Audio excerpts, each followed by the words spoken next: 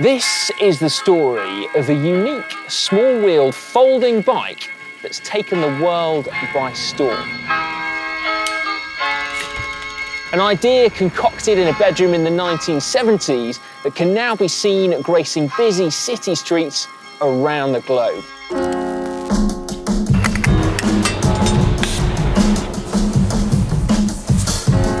Half of the thing in life is belief. If you believe it's possible, you're in with half a chance. But if you don't have that belief, forget it. You're nowhere. From London to Tokyo, New York to Barcelona, it's transcended the cycling world to become a cultural icon of the 21st century. It's earned itself a reputation for being the most manageable and easy to use bike you can take with you, which I think it deserves. I honestly can't imagine not having a Brompton. It's such a fundamental part of how I live my life now. You're gonna get there, man, come on. I can't imagine having to sprint. You're flying.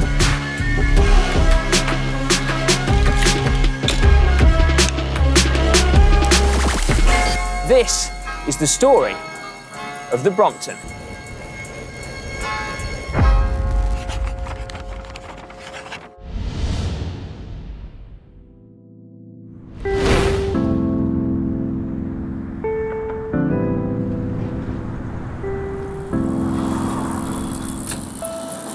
It's very much a bike for the modern day that neatly contends with busy streets across the world. Whether you're commuting to work or riding to meet a friend for coffee, or you're cycling to catch a packed early morning train.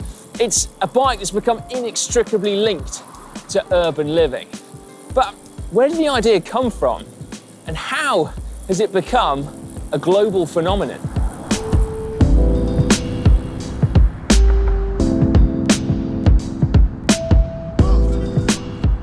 In no small part, it's down to the bike itself. Now, you may well know the Brompton name, recognise that distinctive silhouette with its tiny wheels and single tube frame, but if you've not been up close and personal with one before, well, here it is, the perfect example of function over form. But yet, its design is so brilliant that to the beholder, it is a thing of beauty. To fold it, you release the rear triangle, then the top tube hinges in half. Then your handlebars pivot down and clip into place. Your saddle drops.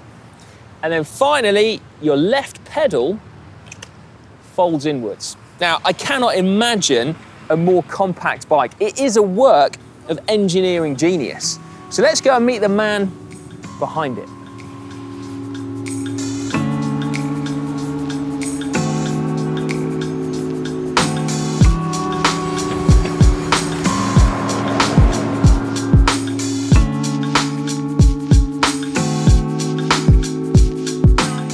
Engineers have shaped the way we live in more ways than one. But there's one inventor who I personally regard as a bit of a genius. Andrew Ritchie, the man behind Brompton.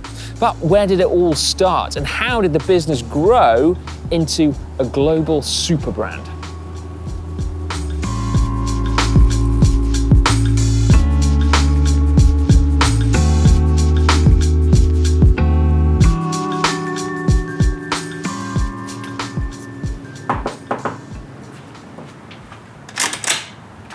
Andrew. Si, hello. Come Hello. in. You come on a Brompton, I can see. I have indeed, yeah. Well, I'm going to get anxiety now, folding it up in front of the master. Well, let's see how you do. How's that? Very nice to see you. Well done. It's a good colour, your bike, isn't it? Thank you very much, yeah. Come inside. Cheers, thanks. So, Andrew, where did the idea first come from? Well, I'd always thought it was a good idea to have something you could stick in your pocket. And I rode a bike all the time, from the quickest way to get around town. Motorbike a bit, but mainly push bikes. And I did nothing about it except sort of the odd idea floated in and out of my brain as to how to do it.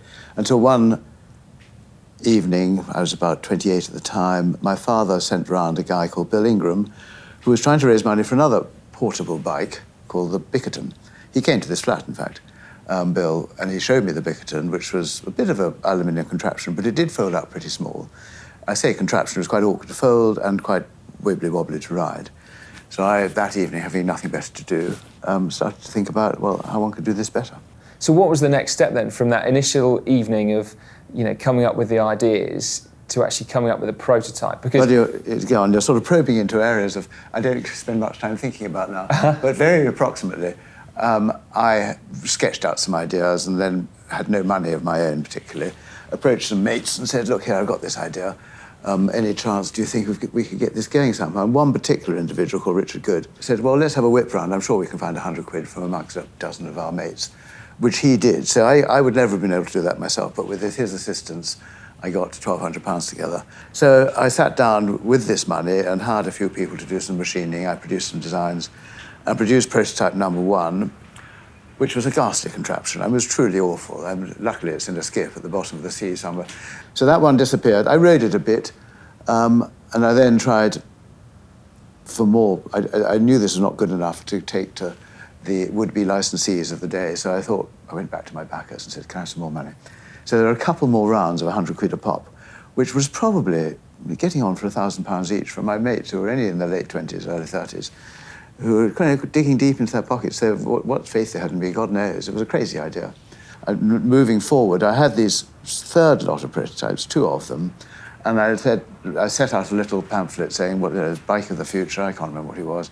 Anyway, that was my sales document, my sales pitch, and I turned up to various different people in the business and said, look here, this is a brilliant bike. And they all said, Mr. Richard, this is great, we love it, which was very satisfactory and sort of buoyed my spirits.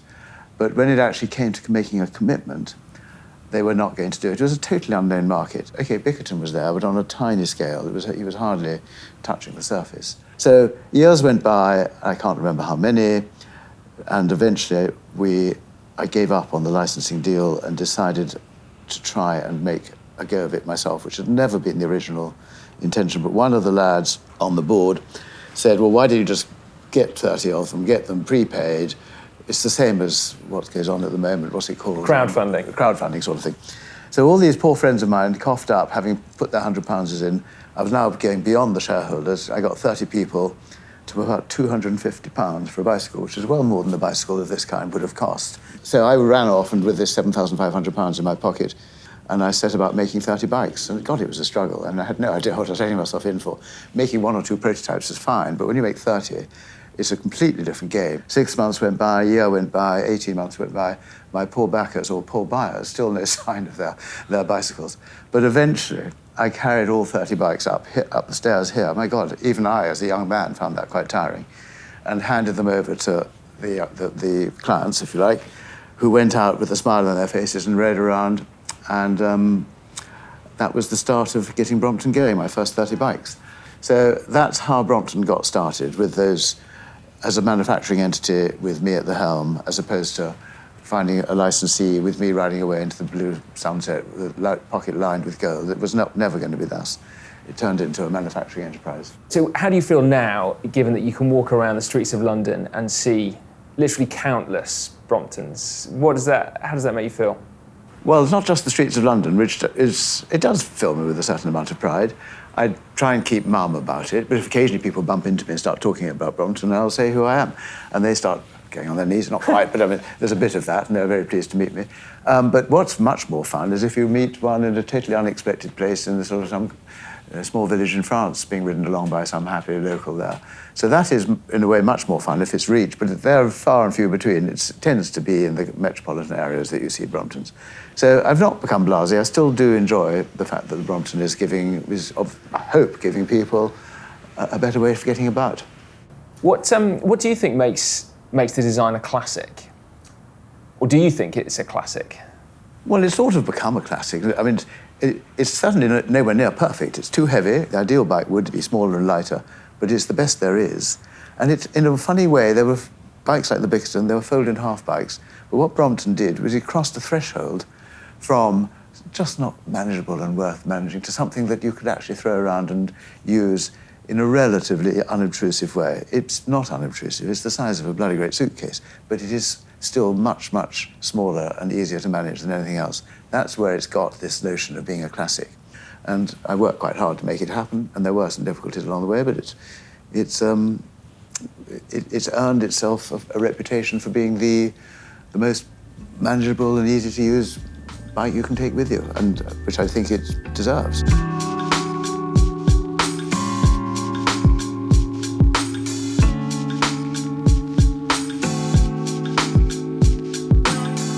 It's amazing to think how an idea conceived in a bedroom somewhere up there has become a brand that produces tens of thousands of bikes each year. But what is the secret behind Brompton's rise in popularity?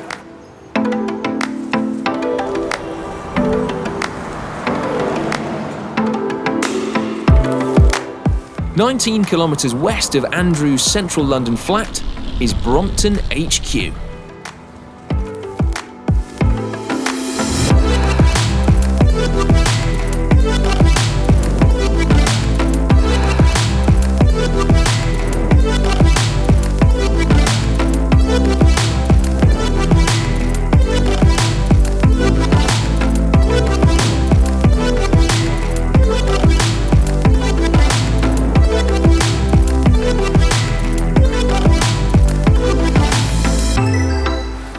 Yes, Brompton have been made right here in London since the very beginning. They did move a few miles down the road from their original factory to this facility in 2016 to allow them to grow even more. They now have 96,000 square feet of space. Oh yes, so down there on the factory floor, each frame is made by hand, it's then assembled by hand. You've even got the capacity to make their own tooling and jigs. All the design and R&D takes place here.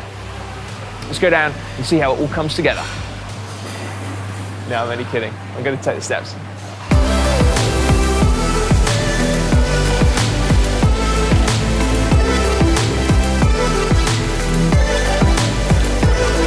Because Brompton do virtually everything in-house, all the goods, be they components like chains to raw materials like steel tubing, needs to come into the facility through these doors. And given that they're making 2,000 bikes a week at the moment, the warehouse staff are kept pretty busy.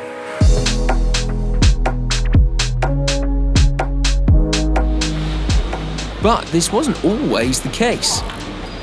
CEO Will Butler-Adams joined the company back in 2002 and has played a major role in growing the Brompton brand.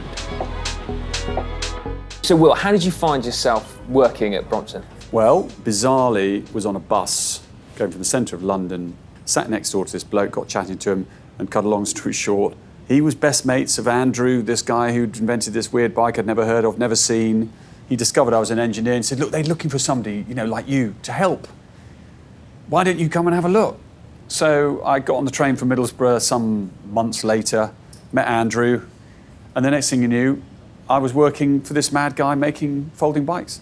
So what point did you take the reins then? So I joined in 2002, a mere 19 years ago, and I joined the board in 2006, but I mean, that sounds really glam. I mean, the board was higgledy-piggledy, once every 2 or 3 months in one of the non-execs' houses. It started with a bottle of wine. I mean, the bottle of wine had already been drunk before it started. There was hardly any minutes, no real agenda, and it was a general sort of make everyone feel good and totter off. But that was the board.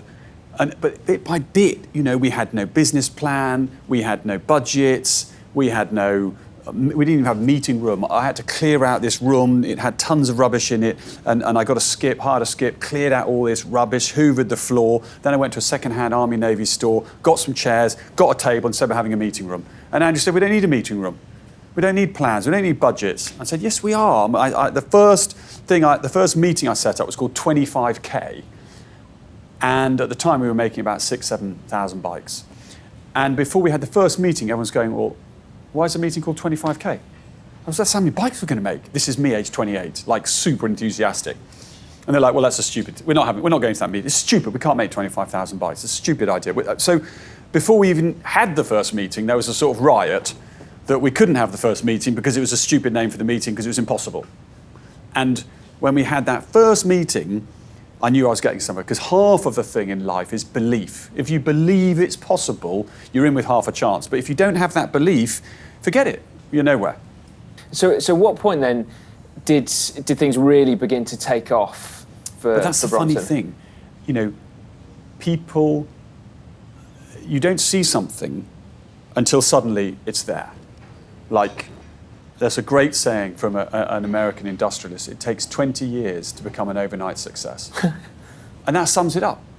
You know, what actually happened with Brompton is, you know, it's hard grind, it's hard graft. It's just, you know, you're passionate, you're in every day, you're smashing things down, something comes and whacks you on the back of the head, you have to sort that out. And you sort of feel like you're going nowhere until you look back and you think, oh, hey, my God, we've got somewhere, we've made a bit of progress. So there's never been some mega moment in Brompton. It's just been compound growth. I mean, we've grown at about 17% a year for 19 years. You know, we'll be doing about 100 million from 2 million when I joined. I mean, it's sort of colossal in that regard, but year on, month on, you can't really see it. So how are Brompton doing it the right way and yet still growing? What's the secret? Because there are 8 billion people in the world, more, 10. We're solving a world's problem, which is most people live in cities. And for the last 70 years, there's been this net migration to cities. And bizarrely, the nastiest place in the world to live is a city. The air quality sucks. So all we've done is, for my last 20 years, but Andrew from the start, is trying to create something that's useful, that's relevant. And we're not into fashion, and we're not coming out with this year's trendy hardtail, softtail, fattail, thintail, what you know, fandango. We don't want people to buy more. We want them to buy something that is useful, that will last a long time. And if they love it, they'll tell their friends, you know, it might look a bit weird, but this thing is flicking cool, and you've got to get one.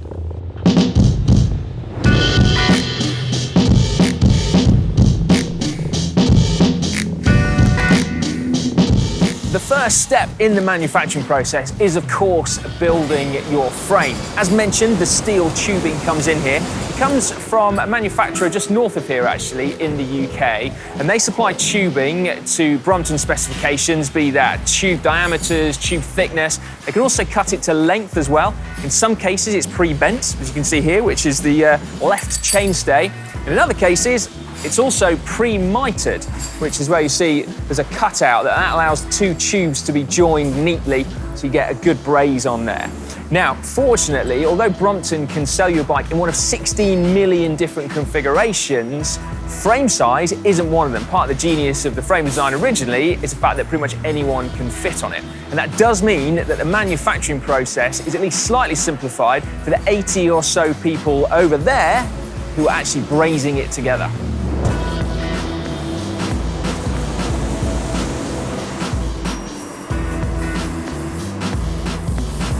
Now, you'll notice that I said brazers there rather than welders. Now, two very different techniques for joining metal together.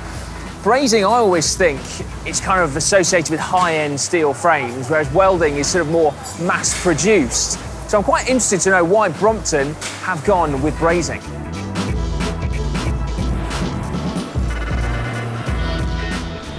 Rebecca Summers has been brazing Bromptons for over 6 years and is now responsible for training the company's new recruits. Rebecca, so firstly then, why brazing as opposed to TIG welding? There's two main reasons really. So welding itself is not as stronger, so you're welding two similar metals together, whereas brazing is combining two types of metals. Also, it's much more cost effective, so it's not as expensive to manufacture steel welding together. So Okay. there's two main reasons. So I gather that actually there's not that many brazers around, so I guess training is a hugely important part then of building up such a large workforce here. Yeah, so we've got a system, basically it's like an in-house apprenticeship. So you learn within, you're taught by people with extensive knowledge on brazing, and at the moment we're developing our own type of brazing courses that tailor to all the elements that you need to understand, fundamentals of brazing really. So how did you get started? So I've been working here for 11 years. I worked in a smaller department in pre-assembly. I always had an art for teaching people, shared all my tips and tricks. within that smaller department. I then applied to be the first female brazier over 6 years ago. So I was qualified as a Royal Lacquer brazier. And then I knew that I always wanted to share what I learnt with others, especially women, because it was male dominated. And I train people now since January, so I'm now the training officer. Fantastic. And are you actively recruiting more women? That's a key, objective. Yeah, it shows a little bit of diversity, not only just women, but people from across all different races, backgrounds, young and old. We try to keep the balance mixed, so we have a really good diversity of mixture of people, so that's what I try and look for. And how many people have you got that you're training up at the moment? 22 people I'm currently training 22? at the moment. Wow. Yeah. And how long will it take them to become a fully fledged brazier? It depends on the personality, and it also depends on the person, but on average it takes about 18 months. But my goal, hopefully, is to train someone within 12 months. That's cool. And be fully assessed on all jobs as well. Now, I heard that you can tell who has brazed something, not just by their initial stamps on the part, but actually their technique. Is that true? Yes, so everybody here has their own kind of flair or style. And in a way, sometimes some people have very particular styles, that mine are quite thin and defined ripples. So you can sometimes identify whose is whose because it's quite consistent on all the jobs. It will be very similar. Someone might have a slightly wider braze.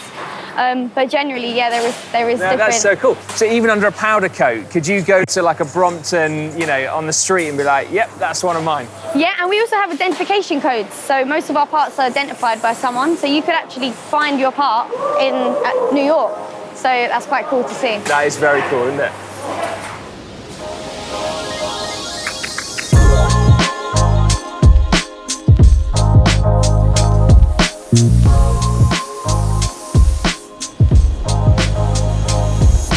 Right, let's see some brazing in action, shall we? This is Johan. Hey, mate, how you doing? You all right, Simon? Good stuff. How you doing? So Johan's been here for, what, 3 years? Roughly 4 years now. Yeah. Nice. Started off on engineering and then came to an opportunity of going into brazing, and here I am now. Good stuff. Do you mind if I hang out and watch? Of course, I don't mind. Got my specs. Yeah.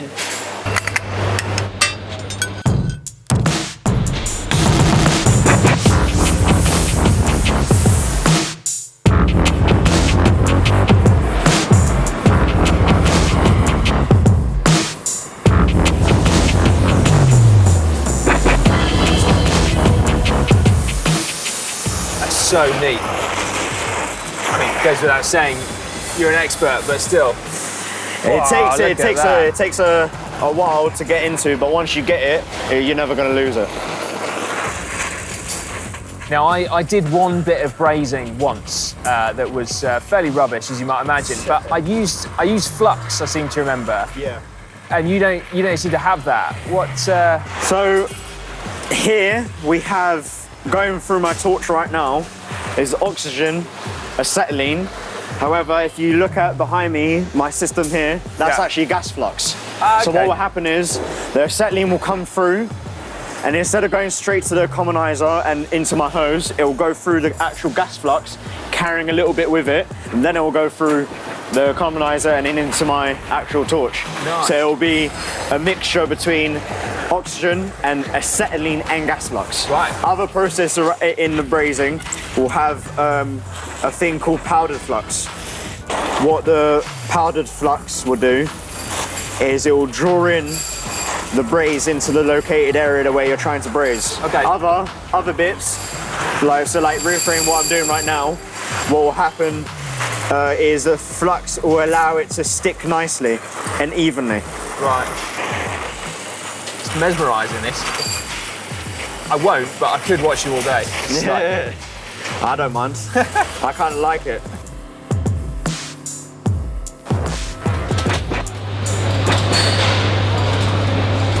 Now, we're going to leave the brazers to one side just for a moment and go to a part of the factory where there's a little bit more automation going on. Although, before we get there, let me draw your attention to this piece of machinery. It's 100 years old, would you believe?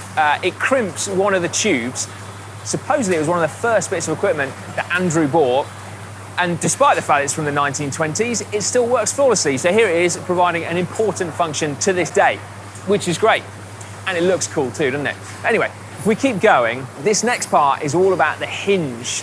They're actually made out of cast iron. They come into the factory pre-cast, and then they go into this fearsome looking bit of machinery, which is an auto brazier. So because the part is so thick and made of iron, it takes a long time to get it heated up. It would take about 6 to 8 minutes, apparently, for a human wielding a brazing torch. But in there, you can do it in 2 minutes, plus it can braze 2 parts simultaneously. So it basically speeds up the process 6 times. It also, apparently, makes the part mechanically stronger, something to do with the way the parts are designed. It draws more of the braze in because it's done automatically. The downside, though, is that it doesn't come out looking anywhere near as beautiful as what we've seen Johan and his colleagues doing. So it does then need to be finished in a ceramic bath before it then comes out looking as good as the rest of it.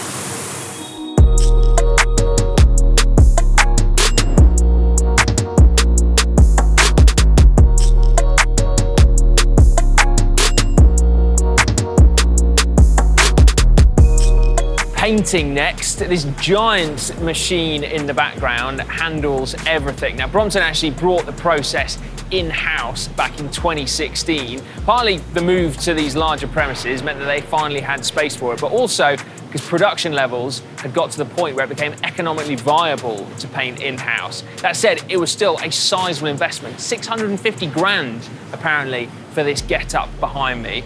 Now, they use powder coating, which they say is more durable, and then it gets cured in an oven at 180 degrees C, and that's the point at which the powder then melts into that beautiful, luscious paint finish that you would expect. And that is all done in there, including actually prepping the frames as well. It takes a lot to clean it. That's a multi-stage process, including drying them at 130 degrees before they even go and get their powder coat applied.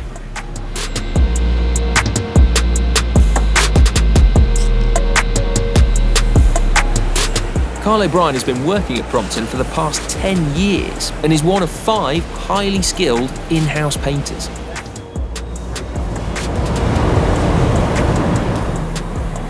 Oh wow, so there's the paint booth, right? That's right, yeah. So how does it work then? So it's powder coated. Is it literally applied to the frame as a powder? Yes, because we've got a negative and positive charge going on, so the parts going through are negatively, the powder going out the gun is positive, and it gets drawn together, so the powder sticks to the actual part. Okay, and so it's like you get a really nice even coating. Presumably there's not much wasted, I guess, if it's like... But then, how does it become paint? Like, does it get baked on and then it... What can happen is you blow it off, and it comes off straight away, but as soon as you leave it on there, it goes in the oven, it cures and it sticks and molds together onto the other part. Oh, that's cool.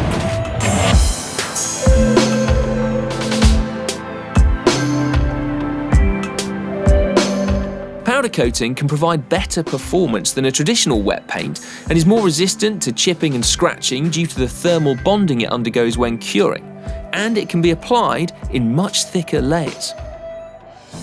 In addition to its physical toughness, it also gives a beautiful finish.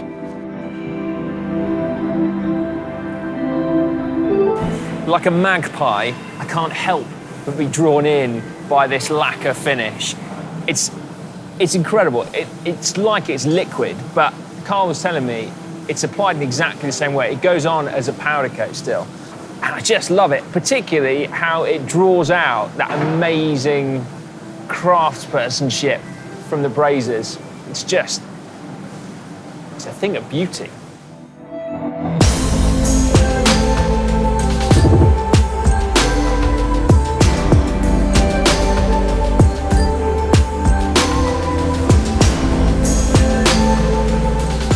After our parts have been painted, it's likely that they're not going to be needed at that precise moment. So they go into a giant and exceedingly posh filing cabinet, basically. So the parts get put in plastic trays, which are allocated barcodes, and then they're checked into this giant automated cupboard, and then they just get sent into the ether until they're needed again, at which point the computer selects the tray and out they come again. Genius.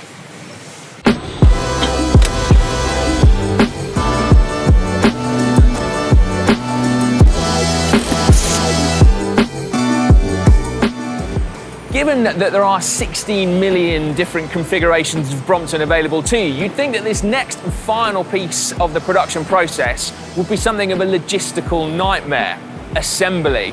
Now, a team of planners will choose what bikes get made and when. Now, it won't be built in terms of batches of identical bikes. It'll be built in terms of where the bikes ultimately need to go. So, for example, if the Singaporean distributor puts an order in for 50 completely different Bromptons, then 50 completely different Bromptons can be built one after each other on this production line. So pickers will choose the right coloured bits of frame from our giant posh filing cabinet, and the warehouse department will supply the right components. And then a team of 110 people across 3 production lines on assembly will put those bikes together. But it all starts with pre-assembly, which is just over here.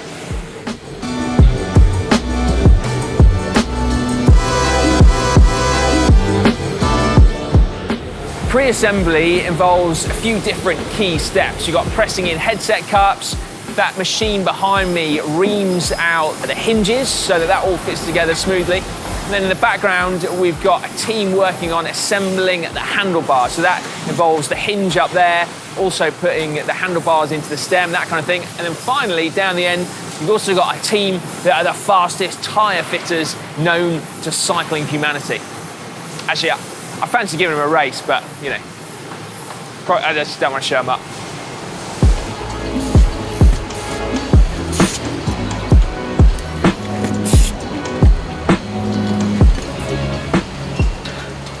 Brompton's famous little wheels are also made in-house as part of the pre-assembly line. You can see behind me, they're hand-laced, and then they're fed into this machine. They've opened up the back so we can see just how they're automatically trued and tensioned.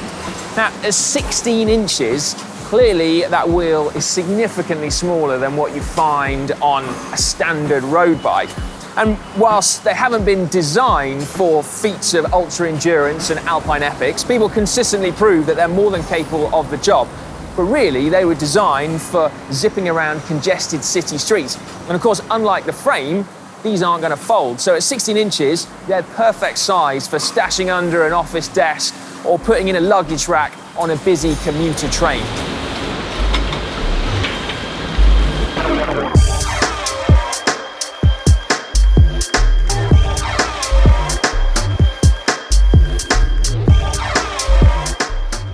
To talk us through the final assembly, we've got Alex here, who is a manufacturing engineer. And actually, you're the mastermind of this whole process, right? Mm-hmm, yeah. So how many people have you got on each of the production lines? So this is an 18-station production line. We currently have 3 here on site. So this line here, we currently run at a takt of 2 minutes 20. So every 2 minutes 20, our jig on our bike moves down each station on the line, where each component gets added to the bike all the way down to then it being in the box right at the end. So what constitutes a step in the process? So quite simply, the first station, we bring our main frame and front frame together.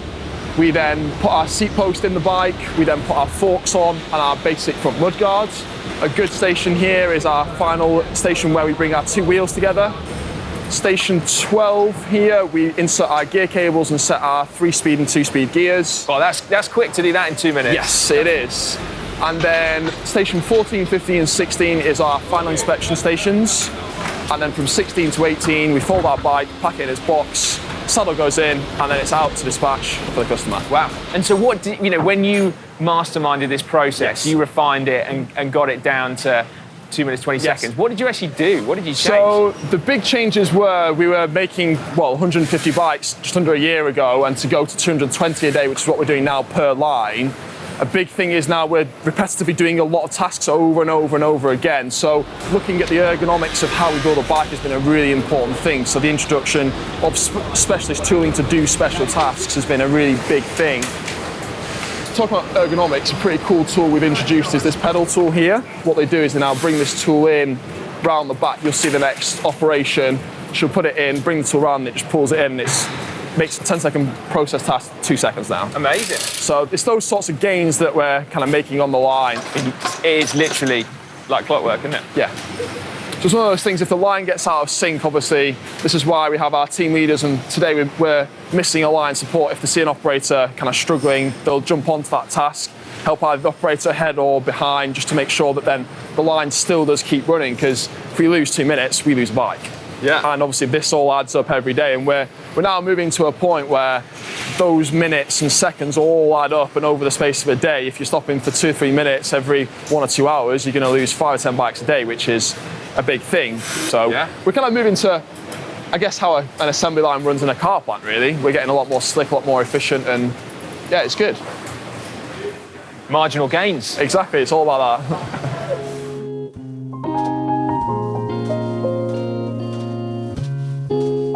Over 700,000 people around the world now appreciate the benefits of a Brompton. And for Plymouth resident Beck Stunnell, it was the bike's versatility that really caught her eye. So my Brompton journey started about 4 years ago when I was looking for a house. And one of the things on my list of criteria was absolutely must have space for a bike. And this one didn't. So I started kind of wondering what the options were, and I was on the way to my second viewing when I saw a guy riding a Brompton coming towards me, saw the shape of the top tube and went, that's what I need. That is the solution to the space issue, and it will mean that I can have a bike and still, have the house that kind of works for me. I decided that the best thing to do would be to go and hire one. So when I picked up the bike from the hire dock and took it for a ride, even just within the first half mile, I had a massive smile on my face, because it was just like riding a bike when you're a kid. People talk about, small wheels, blah, blah, blah. And it's like, no, this is what it's like when you're a kid, and you're just kind of free to go wherever. So I loved it. There's a lot of different things that appeal to me, but particularly the ability to wheel it around like a shopping trolley. So when I go to the supermarket, just fold it, wheel it around, scan stuff, put it straight into the bag, and then it's all ready to just unfold and off you go. But it's really nice at the weekends just to be able to take it out around the parks, or head over to Cornwall on the ferry, or take it on the train without having to reserve a place, take it up to Dawlish, do the Dawlish to Exmouth route. There's a lot of really, really nice rides around here, and just because it's a small wheel bike doesn't mean that you can't take advantage of those. And it's not just Bex that's a big fan of the bikes. Taking the cats on the Brompton is really purely a practical thing for me. To be able to get them to the vet if I need to in an emergency is really important to me, to not have to rely on anybody else. So normally they go either on the front of the bike or on the back. I definitely meet people as I'm going along towards the vets who are a little bit curious, but that's usually because the cats don't particularly like going to the vets and will just sing the song of their people the whole way there. So they'll kind of shout quite a lot and make a bit of a fuss. Oh, good boy, Dexy, let me home. For me, the choice to not have a car is just quite a natural one. I don't see it as a disadvantage. Other people will constantly tell me that, a car will give you freedom. It's like, no, I actually have more freedom just having the bike. I can go wherever I want. I can, if I need to put it on a train, I can do that. If I want to get a lift home with a friend after we've been out, just chuck it in their boot. It does give me complete freedom. But also from an environmental point of view, for me, having one less car on the road is really important. Any impact that I can have personally on that is really important to me. I honestly can't imagine not having a Brompton. It's such a fundamental part of how I live my life now that it's just not something that I could ever consider.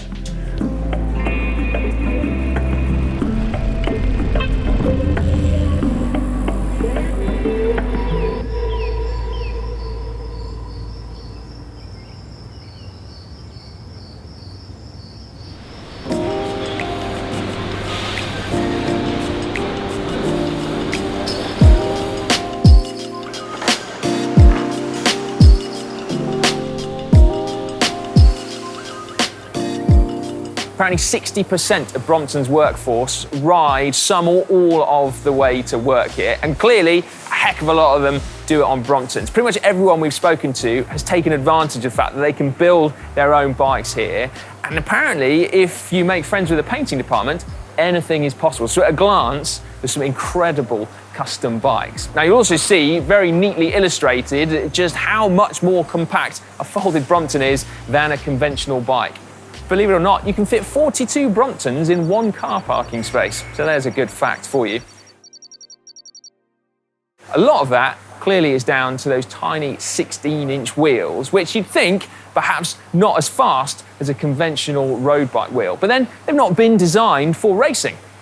Or have they?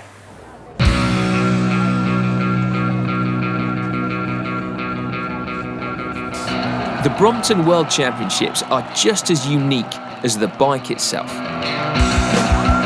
and welcomes fanatics from around the world to swap their Lycra for city chic and battle it out in a Le Mans-style race.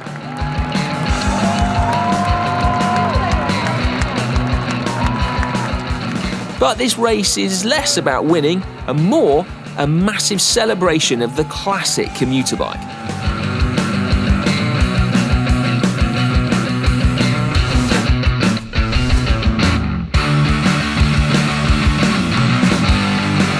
However, back in June 2018, things got a bit more serious as Brompton celebrated 200 years of the bicycle by holding a special invitational race right here at London's famous Herne Hill Velodrome. 48 top-class riders were invited to fight it out for a £10,048 first prize. There were World Tour pros like Mark DeMar, ex-World Tour pros like David Miller, but in the end, the winner was a rider that was born and bred right here in London. Seems fitting, doesn't it?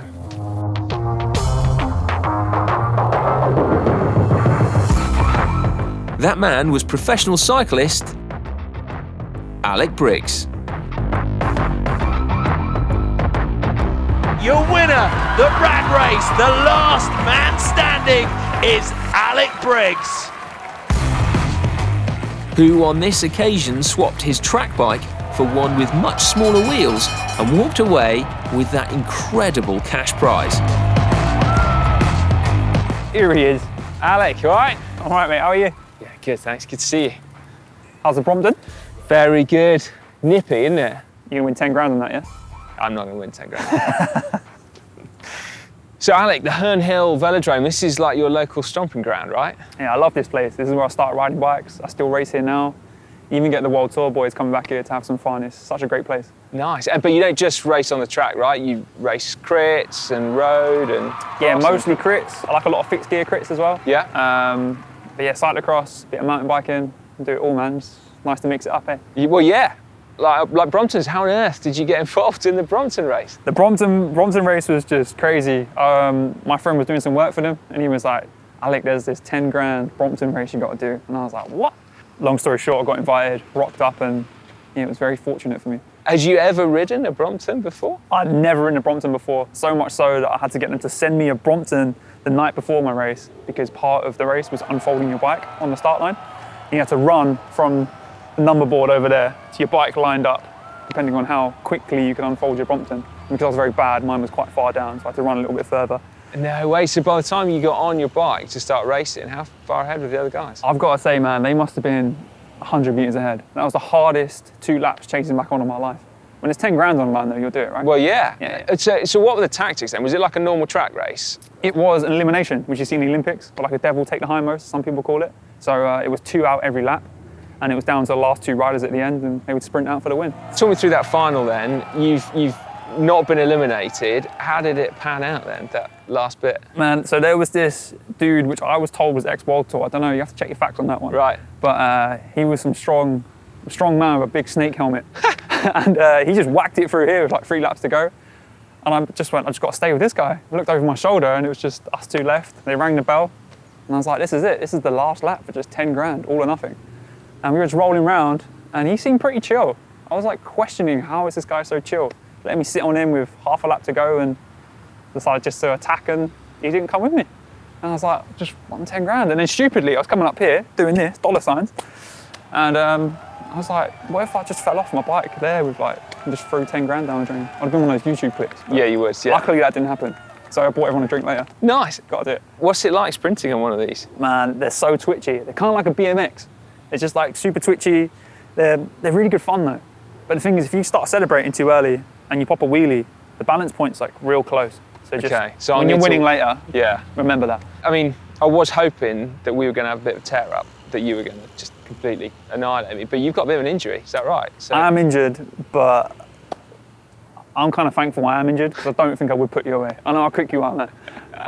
Well, I tell you what, that's very kind of you, but I'm not sure I agree. But perhaps you could maybe give me some tips, because one of these days I'm going to line up for a Brompton race for sure. So maybe you could just give me the benefit of your expertise, a bit of unfolding, maybe a bit of coaching. So there's 3 stages to a Brompton race. First bit is going to surprise you with the run. You've got to run from here to your bicycle. And your bicycle will be folded up. So then you've got to learn how to unfold your bike quick, because those Brompton ringers can do it so fast in like 8 seconds.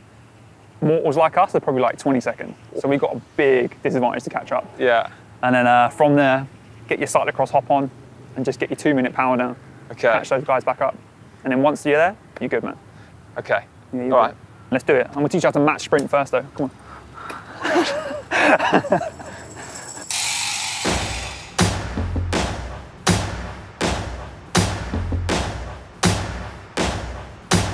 So what I've got to do, run to the bike, I think I can do that, unfold it, and then 1 hot lap. Yeah, man. Like, imagine those guys are about like almost half a lap ahead of you. That's what they were when I did it. There's Brompton ringers, they do it quick. I'm saying like 8 seconds. If you do it in 15, you can be proud of that. Okay, you got a stopwatch? Yeah, man. I've got you right here. Okay. You ready? Yep. 3, 2, 1, go. Come on, man, you got this.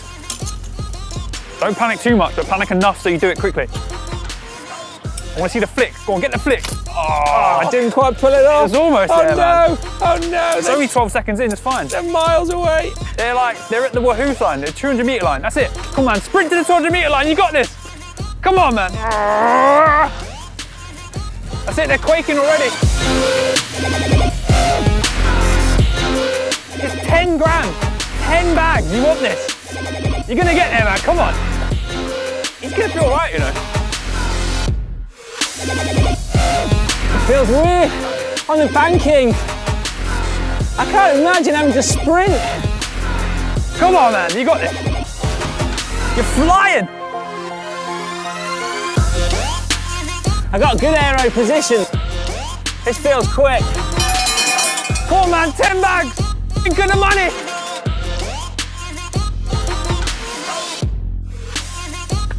Well done, bro.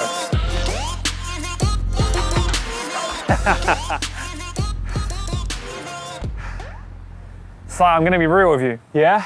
I think you've got Brompton World Champs in the bag next year. Oh, that was sick, man. Oh, that means a lot, because you are the current world champ, right? Yeah, apparently. I haven't seen my UCI stripy suit come through yet. Kind of want like the Colonel, but you know, I ain't got that far. Well, I tell you what, if I could race Brompton Worlds next year, I'd be a happy man. I think you got it. I think you got a chance. Yeah. I'll lead you out. No stress. Well, yeah, my sprint is renowned, Hallie. Renowned for being awful, but still, it's renowned. So, that's all going to change, man. After that performance, that unfold, we'll have to catch back on a little bit, but that's nothing you haven't done before. Yeah. It's all good. Awesome. Well, mate, that'd be a pleasure. I'd love to be your teammate. Thank you so much. Well done, man. Till next year. Oh, I'm going to go grab a coffee. Yeah, good luck. Yeah. See you later.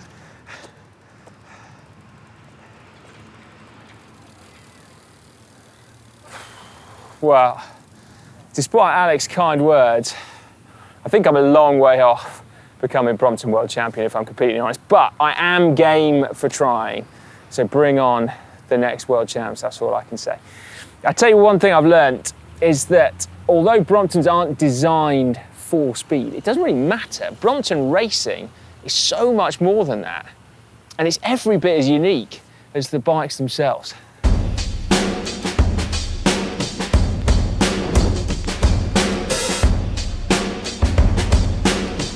You might have noticed that the bike that I've been riding around on today is not a completely stock bike. It's been customized for GCN, which is so cool. I can't tell you how excited I am. A GCN Brompton Customisation isn't something that is available to everyone at the moment, but there have been some really high-profile limited runs and collaborations with other brands, and indeed completely bespoke one-off bikes recently.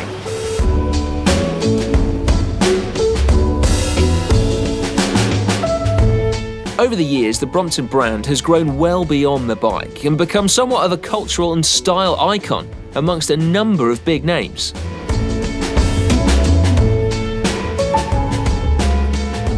Christina, as head of marketing, have you been sort of responsible for overseeing these collaborations?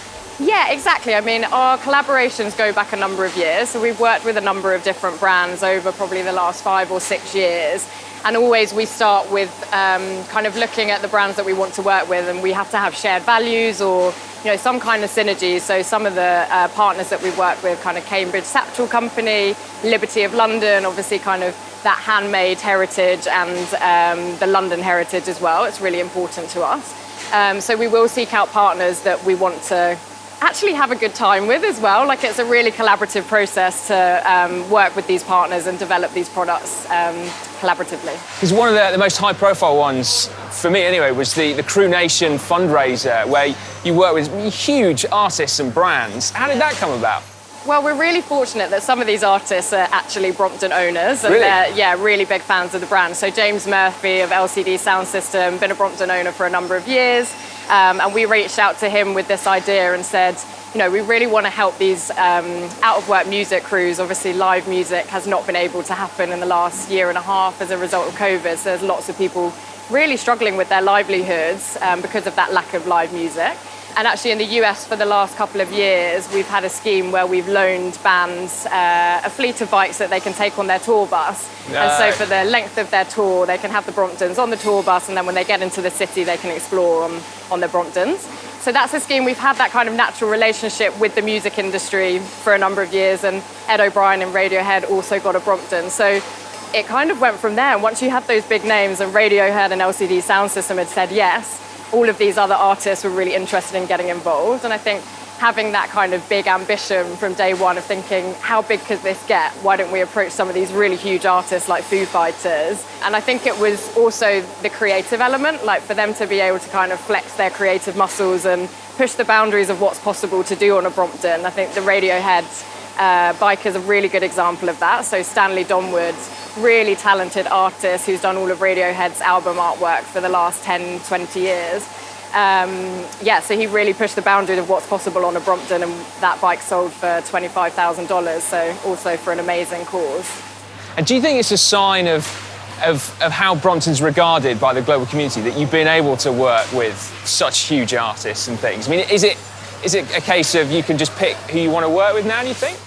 I think, to be honest, it goes back to the product. Like, if LCD Sound System and Radiohead didn't already own Bromptons and love the product and, have found the value that brings to their lives, we probably wouldn't have been able to approach those artists. So it just comes back to how good the product is and how much our community already love that product, that allows us to kind of work and I guess punch above our weight and work with some of these partners who really realise what the bike can bring to you.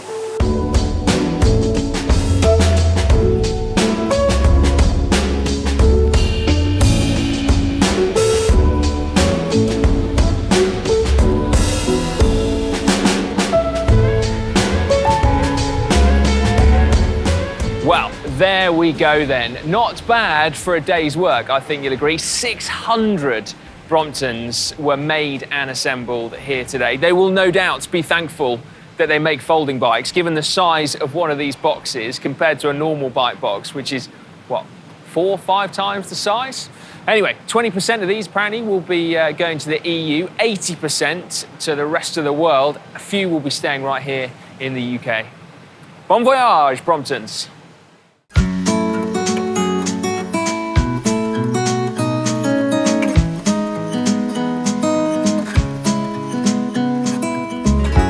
Our towns and cities are becoming increasingly congested and polluted places, and the challenge of getting around is only becoming harder. Now, what Andrew Ritchie set out to create over 40 years ago was a bike that would make that easier. that would be useful at getting around. And as the years have rolled by, that design is only becoming more and more relevant. Yes, a Brompton is not the only solution to all of the problems facing our urban areas, but its unique and elegant design is certainly a major step in the right direction, providing fast and healthy, environmentally friendly and fun passage around our towns and cities. And now that this little bike has become an icon, it's clear that it's going to be a familiar sight for many more years to come.